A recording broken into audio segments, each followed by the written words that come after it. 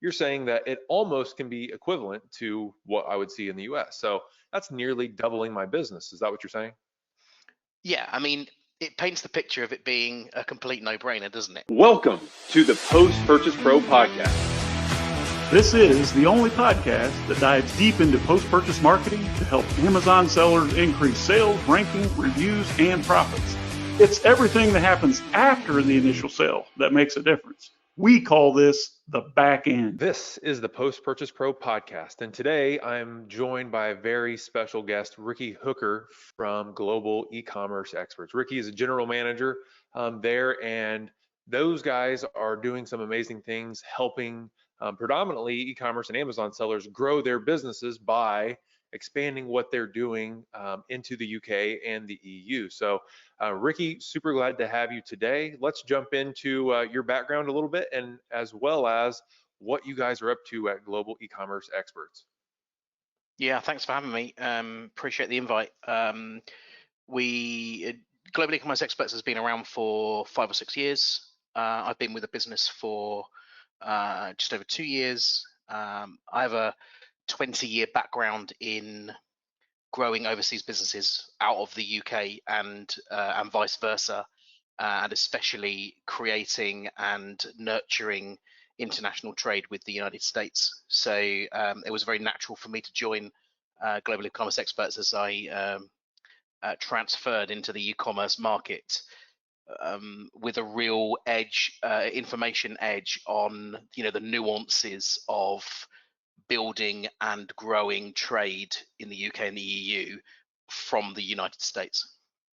Yeah, I love it. So Riki, I'm an Amazon seller, we'll say. I'm selling in the United States and I'm starting to develop a presence. I'm growing my brand. And then what you guys are saying basically is that at a certain point, the next logical kind of phase of growth is not going to be staying domestic in the United States. It's going to be going abroad, and the most logical place to go next with the most opportunity right now is the UK and EU. Is that right? Yeah, I mean, most US e-commerce sellers will attack the closest overseas market first, which is to sell in Canada. It's a very simple way of bolting onto your existing sales supplied normally from home. Yeah. The UK and the EU is an attractive market for e-commerce sellers. In broad terms, it's worth 80% of your home sales. So if you're a US seller on $1 million with $1 million trade arbitrarily with $1 million business, you could within 12 to 18 months expect or strive for 800k of European equivalent sales. Amazon's a little bit, in particular, e-commerce is a little bit more complicated than it is in the US. So that requires typically more than one marketplace. But nonetheless, the initial math is on reaching a critical point in the growth of your e-commerce business to say, okay, how do I now go horizontal and take my existing products offering and take that to new markets rather than trying other SKUs or other products in a cramped marketplace. Yeah. So Riki, just to kind of reiterate what you said there. So you're saying if I'm running $1 million a year business in the US, and if I expand to the UK and the EU, even though it's a kind of a joint effort there between all these different little smaller markets, you're saying that it almost can be equivalent to what I would see in the US. So that's nearly doubling my business. Is that what you're saying? Yeah, I mean, it paints the picture of it being a complete no-brainer, doesn't it? When you can get to the stage of a very attractive and totally attainable, albeit with challenges, way of doubling your business. There remains a critical point in the growth of an e-commerce business to be able to say now's the time to go international, because you need to have everything aligned at home, get everything dialed in, and feel as if your your supply chain, your logistics, your optimization of what's going on at home is pretty dialed in first. But once you do that, Global Ecommerce Experts is referred clients directly by Amazon. Maybe they'll look at their sales and say, okay, this particular seller's doing really well on FBA. Maybe they're a vendor seller, and they'll make a suggestion. Hey, right, it's definitely time to branch out and go global, and we'll help those brands through the challenges of getting set up, and then the ongoing remoteness of running their business abroad. The same business, that is. It's not a different business, it's the same one.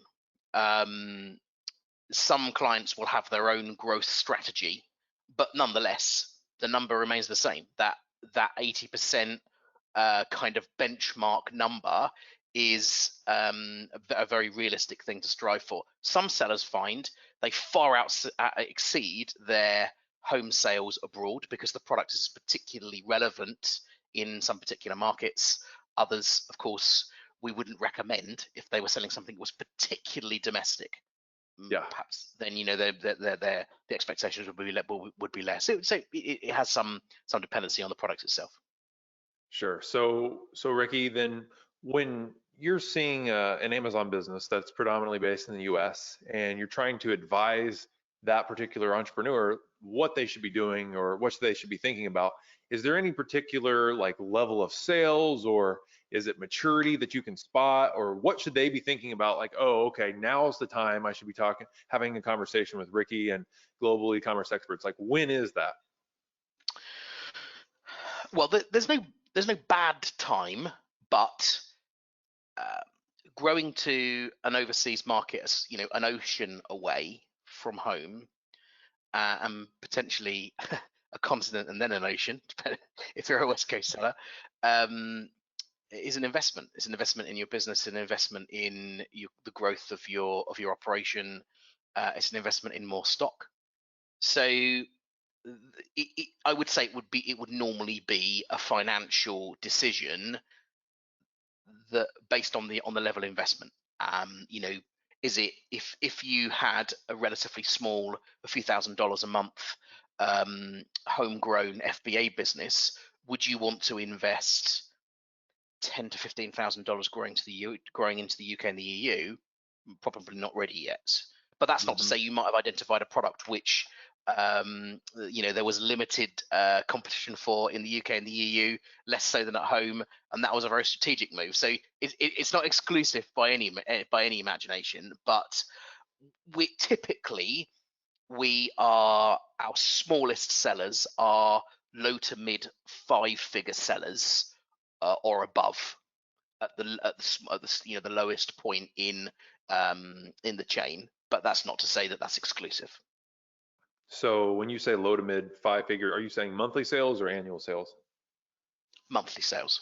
Monthly sales. Okay, so then 10,000 is kind of the minimum per month is what you'd be looking at, and then as you grow, obviously, and you become more mature in your marketplace, then you start becoming kind of more aware of, hey, we're not growing as fast as what we would like to anymore. Maybe we should expand. So I like it, Riki. So what are you seeing like? For the people that don't use a company like yourselves, like what are the things that somebody would be thinking about and then they just totally trip over? They make a huge mistake. Like, what's the big mistake that everybody makes who tries to do this on their own? Well, the big mistake is that you're not in Kansas anymore, Toto. It's Europe. There's different languages. There's different currencies. There's multiple countries. You're not dealing with one place. You're dealing with multiple marketplaces. You're dealing with multiple versions of the same marketplace in some cases when it comes to Amazon or eBay. You are working remotely when it comes to time zones. A West Coast seller gets a few minutes of the business day in the UK and virtually none, if any, of the European business day. So, transactionally, things tend to be, in terms of communication, things tend to be slightly slower and more complex under normal working conditions. There's very different requirements when it comes to product compliance. That's where you need some professional professional help. There's very different nuances when it comes to sales tax in those different countries, for instance. So all that needs to be dialed in before you can go to market. And before all that, you need to understand, is my product right for the UK and the EU? If you're selling cowboy boots or stars and stripes flags or gun racks for a truck, you're not going to sell as many of those in the UK and the EU, where market conditions and there's cultural differences. Most products that sell online at home, your regular e-commerce fare, the kind of things that someone will go and buy online, most of that predominantly will sell well in the UK and the EU, handled and launched correctly. So, but fundamentally, in answer to your question, it's mainly the trip ups to begin with are mainly compliance and setup, and really just underestimating the how and where to go and get set up first. Yeah, so in Europe, you guys have all these smaller kind of countries sitting on top of each other. So when you go to sell in the EU, it's like you're dealing with a lot of different regulations, but a lot of different cultures. And Ricky, you've traveled a little bit in the United States. You kind of know that each state in the United States almost feels like its own country, but we all speak the same language, right? So just Broadly. imagine the complexity that you would see when it's actually all these little different countries that you're dealing with. So what is it that you guys actually do at Global E-commerce Experts to help sellers kind of bridge that gap, Ricky?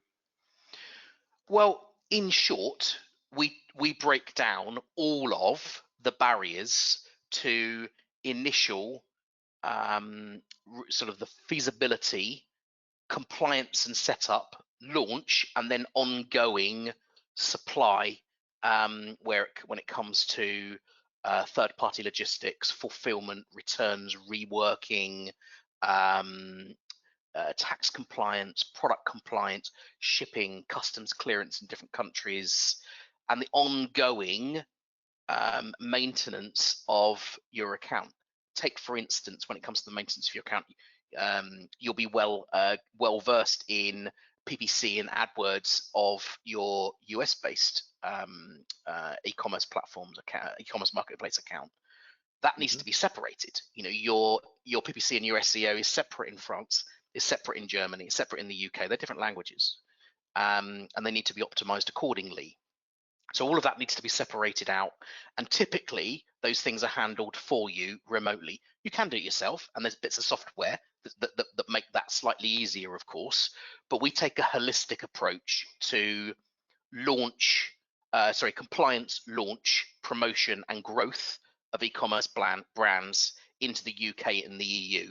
And I say them separately because, of course, since and as a Brit, we left the European Union, which is a bit like California deciding it doesn't want to be in the United States anymore, and it wants to be its own country. I'm sure quite a few Californians, some Californians might want to do that, but most wouldn't. We're of course distinctly different now from the European Union, so that's now separated. Those laws the regulations and the laws will slowly start to kind of diverge as the years go by. At the moment, they're not too dissimilar. So Ricky, I like what you were saying, that you guys take a holistic approach. So in your case, you not only help with the regulation and the setup, but you also help with the actual operations of generating sales, right? That's what you were saying.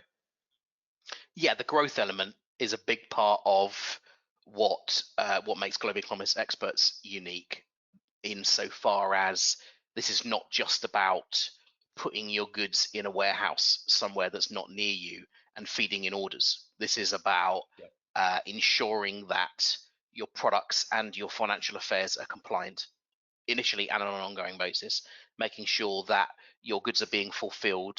Our warehouse here in the UK and the Netherlands have prime eligibility for merchant fulfilled sellers. That means that somebody's really got to have a handle on where's when are my orders coming, where's my stuff going, is it going to align with the clients, because that's the client's prime badge. It's going to get lost if we don't perform. So we put a lot of time and energy into the effect of the growth of those e-commerce sellers in the UK and the EU through advice and the next steps in the journey, because for us that generates more orders, which needs more fulfillment. So the underlying business case from our perspective is also a no-brainer. If we can take someone from 100k of sales to 200k, or another 80% on top of what their US sales are, then that all those transactions are running through our UK and our EU fulfillment centers. Yeah, I really like that, Ricky. So you guys are really aligned with the success of your sellers, which is kind of unique. So that's amazing. So basically what it sounds like to me is you guys take the headache out of not only getting in these other markets, but you also are kind of taking responsibility for the success in those other markets, which I know that's where a lot of sellers have anxiety is, yes, I can get my product into the UK, but is it going to sell? And who's going to help me when it gets there? And how do I know that I'm speaking the correct kind of dialect for this particular customer? And then especially when you go into the EU market. So I really like it, Ricky. What is, as we come to the close here, what's the best way for people to reach out to you directly, or if you'd like to get in contact with Global Ecommerce Experts? Yeah, so you can search for us relatively quickly online, Global Ecommerce Experts. We are globalecommerceexperts.com with a hyphen on e-commerce, and you can fill in a contact request on our website, and we'll be happy to take a look at wherever you are in the journey. Maybe you've started and you've created and you come to some barriers. Maybe you're just curious about how to do it and where the next steps might be.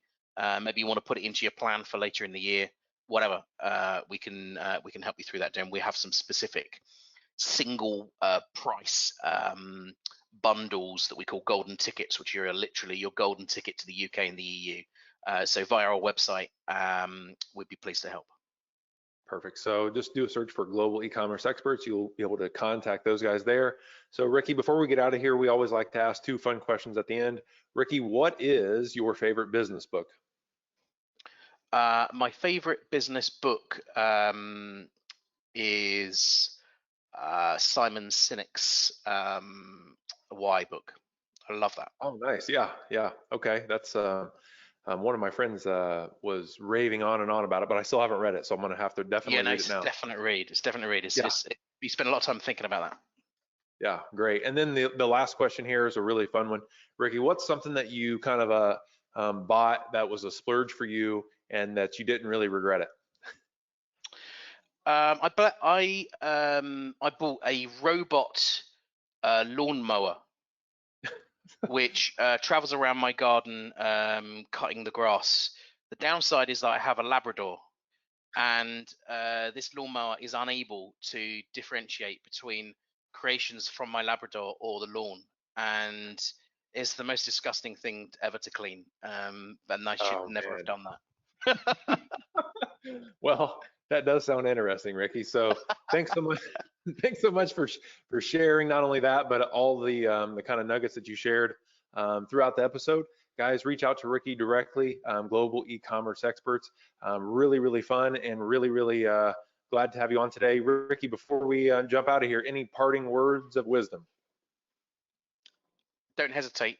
Grow to the UK and the EU. We're hungry for your products, and